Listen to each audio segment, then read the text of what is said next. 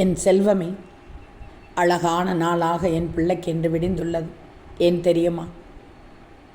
இத்தனை நாள் நீ அனுபவித்த துன்பங்களுக்கு விடை கிடைக்கப் போகுது. தங்கமே, போராட்டமே இல்லாத வாழ்க்கை இங்கே யாருக்குமே அமைவதில்லை, அமையாது. போராட்டத்தை சந்திக்காத எந்த உயிரும் நீ வாழும் வாழ்க்கையில், ஏன் இந்த பூமியில் கூட வாழ முடியாது.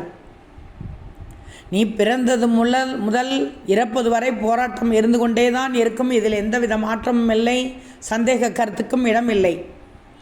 போராட்டத்தில் பிறந்து, போராட்டத்தில் வளர்ந்து, போராட்டத்தில் இறப்பது தான் வாழ்க்கை. வாழ்க்கையில் அழுவதற்கு 100 காரணங்கள் இருந்தாலும் சிரிப்பதற்கு 1000 காரணங்கள் உன்னிடத்தில் இருக்கிறது என்று நெஞ்சை நிமிர்ந்து வாழ்ந்து காட்டு, தைரியமாக வாழ்ந்து காட்டு, துணிச்சலோடு வாழ்ந்து காட்டு. நீ எப்படிப்பட்ட பாதையில் நடந்தாலும் நல்ல சிந்தனையும் நல்ல செயல்களும் உன்னிடம் இருக்கும் வரை உன் பாதை அழகான பாதை.